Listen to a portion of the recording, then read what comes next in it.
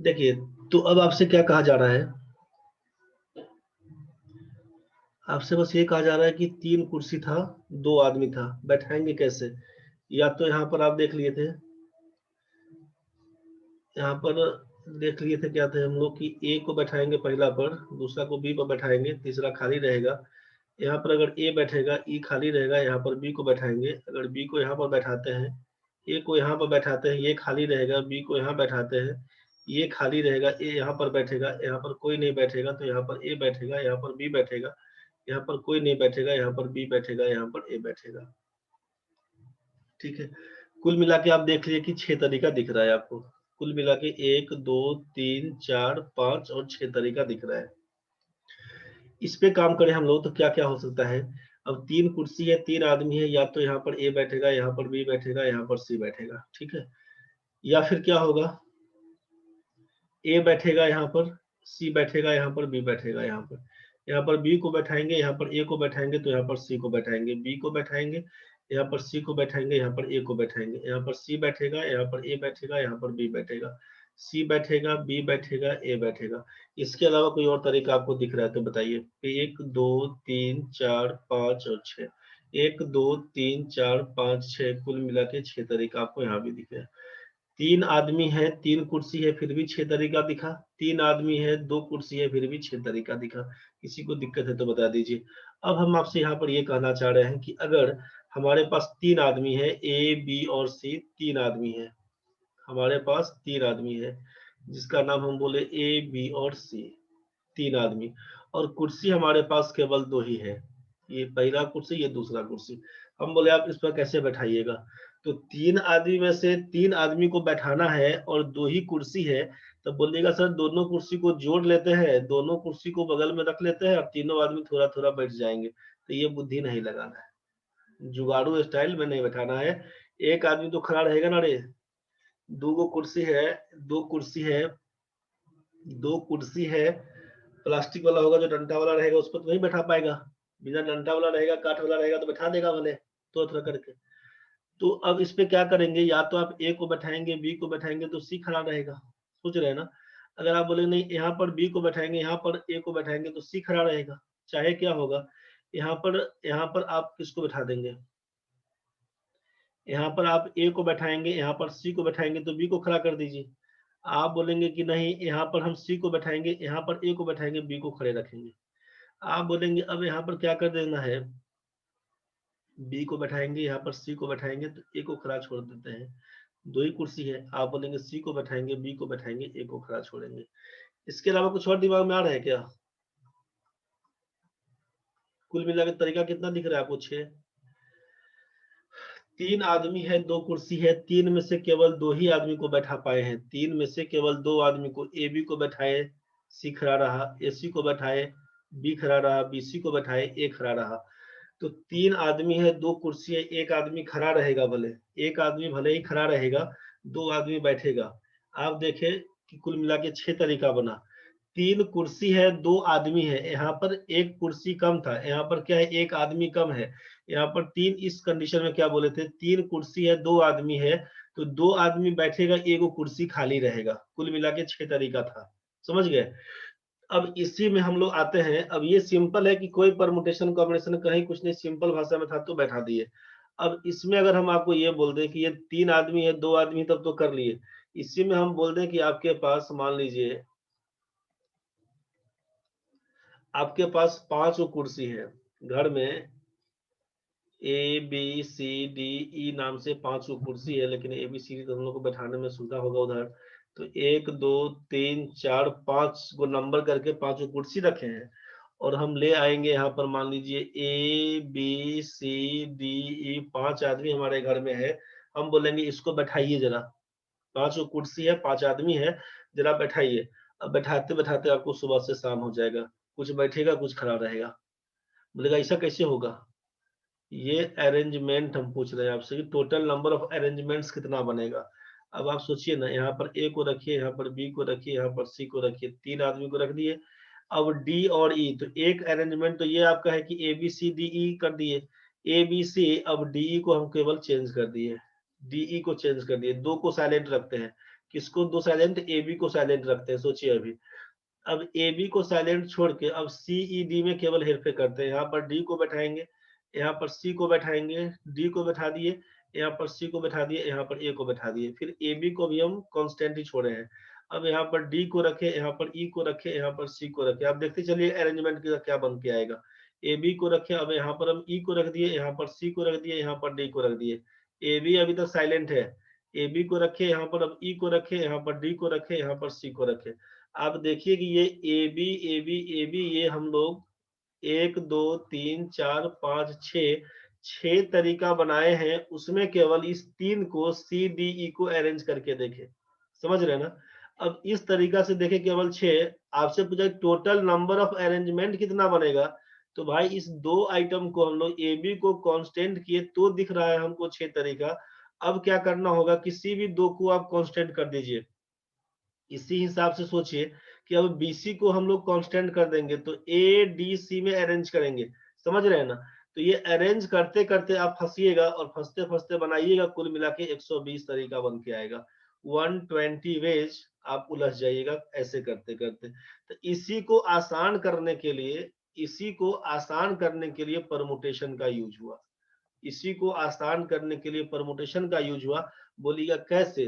तो क्वेश्चन क्या आता है, तो क्वेश्चन यहाँ पर कुर्सी पर बैठाने के लिए नहीं देके क्वेश्चन आता है कि कोई वर्ड दिया हुआ है, मान लीजिए 5 आदमी बोले ना, कोई वर्ड दिया है, 5 को लेटर लेके दिखा दिए कि भाई ये बिहार कोई वर्ड है। आपको बोला कि क्वेश्चन क्या रहेगा, in how many different ways can the letters of the word Bihar be arranged? बस ये क्वेश्चन पूछा गया, क्वेश्चन है बिहार पूछा हुआ क्वेश्चन है आपके एग्जाम का। क्वेश्चन में क्या था, in how many different ways can the letters of the word Bihar be arranged? Bihar में जो वर्ड, बिहार में जो लेटर का यूज किए हैं आप, कौन कौन सा लेटर है, बी है, आई है, एच है, ए है, आर है। इस बिहार में यूज किए गए लेटर्स को कितना तरीका से अरेंज करिएगा। तो आपको समझ में आया कि कुल मिला के 5 लेटर का यूज हुआ है, B I H A R. 5 letter का यूज किया है, तो 5 लेटर का मतलब है 5 को जगह तो बनाना पड़ेगा ना। 1 2 3 4 और ये 5वां है। ठीक है, अब एक बार तो आप बोलिए कि सर यहाँ पे B I H A R Bihar लिख देंगे जैसा अभी दिखा रहे थे। अब बी लिखेंगे, आई लिखेंगे, एच लिखेंगे, आर लिखेंगे, ए लिखेंगे, बी लिखेंगे, आई लिखेंगे, ए लिखेंगे, आर लिखेंगे, एच लिखेंगे, बी लिखेंगे, आई लिखेंगे, ए लिखेंगे, एच लिखेंगे, आर लिखेंगे। आप बोलेगा बी लिखेंगे, आई लिखेंगे, एच और ए को तो अरेंज कर लिया, अब आर को कीजिए। आर लिखेंगे, ए लिखेंगे, एच लिखेंगे, फिर बोलिएगा बी लिखेंगे, आई लिखेंगे, आर लिखेंगे, अब इसको बोलिएगा एच लिखेंगे, फिर बोलिएगा ए लिखेंगे। तो ऐसा ही करते करते आप करिए कि फिर 2-2 को कांस्टेंट करके बाकी 3-3 को आगे पीछे करिएगा, तो कुल मिला के कितना तरीका बनेगा, बस यही पूछता है आपसे। समझ गए? यही पूछता है आपसे, इसी का तरीका कुल मिला के बन के आएगा 120 वेज। बोलेगा ये 120 कैसे निकल के आएगा, तो इसी को बोले कि अगर हम लॉजिकली बना के देखें, अरेंज कर करके देखें, छोटा था तब तो कि 2 वर्ड है, अगर मान लीजिए इनको कितना तरीका से अरेंज करेंगे, यही क्वेश्चन में बिहार को हटा के और यहाँ पर इन लगा देता, तो आप कहे जाते परमुटेशन पढ़ने, बोलते सर या तो आई एन लिखेंगे तब, चाहे एन आई लिखेंगे तब, 2 आंसर हो जाएगा। लिखिए 2, तो ये तो आपको आसान दिख जाएगा कि 2 आंसर है। अगर बोल देंगे आपको कि बी ई बी है लिखा हुआ, कितना तरीका से अरेंज करिएगा, तो बोलिएगा या तो बी ई लिखेंगे तब, चाहे ई बी लिखेंगे तब, बस 2 तरीका से अरेंज होगा। तो जब छोटा वर्ड है, लेटर कम है, तब तो अरेंजमेंट में आसान है, लेकिन जैसे ही वर्ड बड़ा दे देगा तो आप फंस जाइएगा। अगर इसी में मान लीजिए दे दे आपसे TEMPLE टेम्पल, अब वो था आपका 5, ये था आपका 5, अब ये दे दिया 6, आपको दे दिया MACHINE, ये हो गया आपका 7 वर्ड। समझ रहे हैं ना? तो इसी हिसाब से बोला कि अगर और आगे बढ़ाने का मन है, अब यहीं पर कर दिया यूनिवर्सिटी 1 2 3 4 5 6 7 8 9 10 यूनिवर्सिटी 10 लेटर का वर्ड मिल जाएगा। इसी में आपसे कर दिया इंजीनियरिंग, इंजीनियरिंग 1 2 3 4 5 6 7 8 9 10 11। अब इसको अरेंज करने के लिए बोल दिया, कहानी खराब हो जाएगा, समझ रहे हैं ना। तो बिना किसी तरीका के अगर आप जाएंगे उस पर अरेंज करने के लिए, अरेंजमेंट ही नहीं हो पाएगा, मतलब होगा कहानी खराब हो जाएगा, एग्जाम पार हो जाएगा, आप अरेंज करते रह जाइएगा। तो इसी को कम करने के लिए आप परमुटेशन का यूज कर रहे थे, इसी को हिसाब किताब लगाने के लिए परमुटेशन का यूज कर रहे थे। तो परमुटेशन का डिफिनीशन लिखिए, फिर समझाते हैं। परमुटेशन का डिफिनीशन डाल दीजिए, लिखिएगा कि द डिफरेंट अरेंजमेंट, परिभाषा नहीं पूछता है, समझ जाइए, फिर से परिभाषा नहीं पूछता है, लिखवा देते हैं केवल समझने के लिए इसको, कि इसका डिफिनीशन लिखवा देंगे और इसी हिसाब से समझ जाएंगे तो समझने में आसान हो जाएगा। The different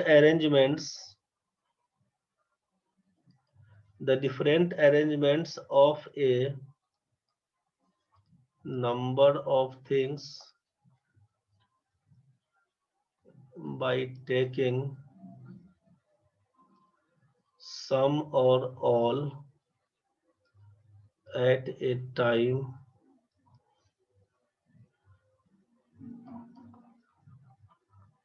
is called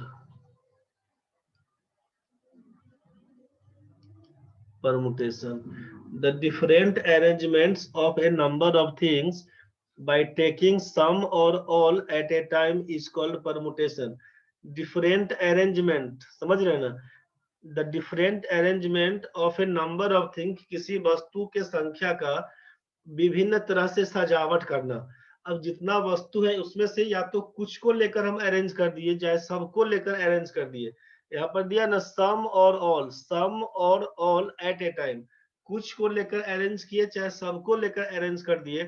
the different arrangement, सजावटों की विभिन्न संख्या। The different arrangement of a number of things, जितना वस्तु दिया हुआ है उसमें से या तो कुछ को अरेंज किए चाहे सबको लेकर अरेंज कर लिए, उसी को बोलेंगे परमुटेशन। परमुटेशन का मतलब है डिफरेंट अरेंजमेंट्स, टोटल अरेंजमेंट कितना बनेगा उसके बारे में कहा आपसे, कि the different arrangements of a number of things by taking some और all at a time is called permutation. ठीक है, इसको लिख लीजिए। अगर आप चेंज करके लिखिएगा यहाँ पे, अब परमुटेशन कितना बनेगा तो उसके लिए लिख रहे हैं, फॉर्मूला आएगा नंबर ऑफ परमुटेशंस, मतलब अरेंजमेंट कितना होगा, number of permutations of n things, अगर एन ऑब्जेक्ट होगा,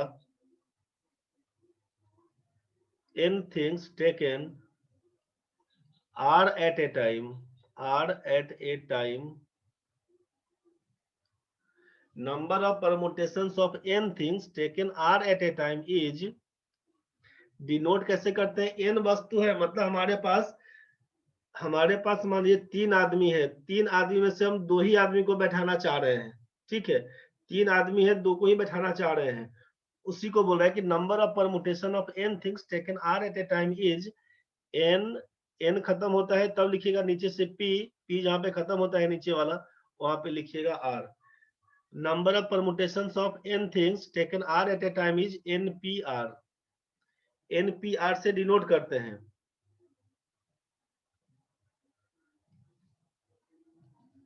एनपीआर से डिनोट करते हैं। एंड एनपीआर बराबर होता क्या है तो लिखते हैं factorial n by factorial n minus r, factorial n by factorial n minus r. Condition क्या बनेगा, एनपीआर बराबर factorial n by factorial n minus r, condition क्या रहेगा तो एन हमेशा बड़ा या बराबर रहेगा आर से, एन हमेशा बड़ा या बराबर रहेगा आर से। इसको पहले लिख लीजिए फिर क्लियर हो जाएगा।